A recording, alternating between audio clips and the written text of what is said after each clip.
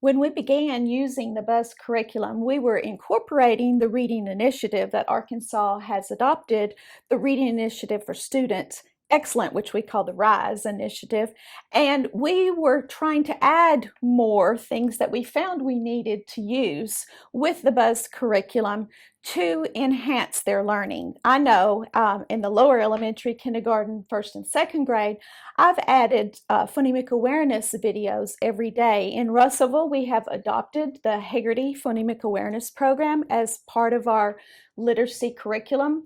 And so what I've done is Hagerty, you can purchase the online videos. And so my supervisor was wonderful to buy those for us. And so we provide those daily as the BUZZ in the BUZZ lessons. We put those videos in there, and it's just part of their daily lessons that they go through and watch and participate in those phonemic awareness videos. We also incorporate in our Google Meetings the Phonics First program, which our district has adopted. Now, I have found a gold mine that a lot of teachers don't know about. It's called the UFLI, UFLI. It's the University of Florida Virtual Teaching Resource Hub. It has so many wonderful resources that you can download. It's got Google Drive documents, everything you need, virtual digital learning boards, blending boards, actual lessons that you can watch on how to incorporate the science of reading virtually with students. Because we've all gone through the RISE initiative, but doing it online with the students is a whole different beast. And you have to know how to do that in small groups, in large groups, one-on-one with the students. And so that took I really spent a lot of time on that virtual teaching hub. I've also used Really Great Reading, which is a free online website. It has Heart Words, which shows the words that in the sight words that we teach the kindergarten, first and second graders, that they need to know the parts of the word by heart. And so there's little short video clips that are on there that the kids can watch, and then they understand how to incorporate those words with their learning. Mm-hmm. Some of the ways that I've incorporated the science of reading in language arts grades 3 through 5 is adding syllable type videos to the BUZZ lessons on different days. You know, we might spend a week on a vowel pattern, the vowel team pattern. And so there would be videos and things that I add to the lesson that are targeted towards that vowel team. And then in Google Meets, we will do syllabication. We will use a Jamboard and syllabicate words using the Phonics First syllabication guide. That's the steps that I've taught them. And so we will go through a word, syllabicate it using those steps, and analyze the different syllable types in those words.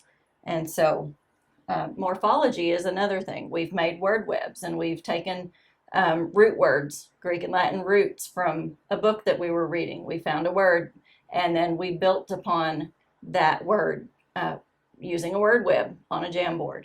And so we've found some pretty neat ways to incorporate the science of reading in the BUZZ curriculum. Yeah. The Arkansas Dyslexia Law requires us to, as elementary teachers, to assess the students in their reading foundation skills. And so there was a couple of different ways that we could do that.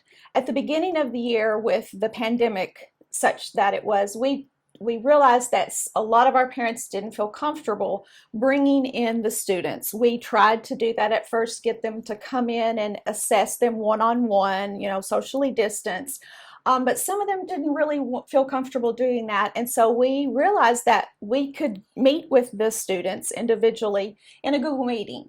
And I can just put the Dibbles screener on my screen and share my screen with them and assess them. It was relatively easy. It opened them up at the beginning to get to where they were comfortable with the teacher and felt like that they could work with us easily on a Google meeting. Another component of the reading initiative that we realized that we needed to do was their reading fluency, and actually having them read aloud to us, not just the Dibbles assessment. We wanted to progress monitor the students and see how they were progressing. So it was relatively easy to use the Buzz lessons about in kindergarten, first and second grade, about at the end of every unit. It has the students starting in kindergarten, naming their letters, and it's a fluency assessment, naming the sounds, reading sight words, and even reading using those sight words in a decodable text with short sentences. And so at every unit, it assesses them. Now, Buzz has the natural settings to where it's just, it's not graded. And so we learned how you can go in and change it and monitor, adjust the scoring of it as the year progresses so that it would gradually increase as far as their ability to read those texts, and it continues in first and in second grade. And so that is something that I have really loved, because it lets me know when the students are reading starting in the first grade the nonsense word fluency. That lets me see if they're implementing and using what I'm teaching them with my phonics lessons. And I can see that progression. I've loved to see how the students have grown and have learned so much through this. So that's been the absolute best piece, in my opinion, for assessing their phonics levels. So third grade, the Buzz fluency lessons stop. And so we had to figure out a way to put those in there ourselves so that we could assess fluency and comprehension in our third, fourth, and fifth grade students. And so I used the Dibbles materials, and I was able to put that into a Buzz lesson, create and assess it in Buzz, assign points to it so that they would actually do it. And within the Buzz submission box, the students could hit the microphone and record themselves reading and then submit. And so I did a two-parter. It was, the first part was a cold read, and I put all the instructions on there. You are not to read this before, record yourself reading it for the first time. And then the second part of the assess it was the retell, so that I could gauge comprehension in my students. And so I only did that once or twice this year.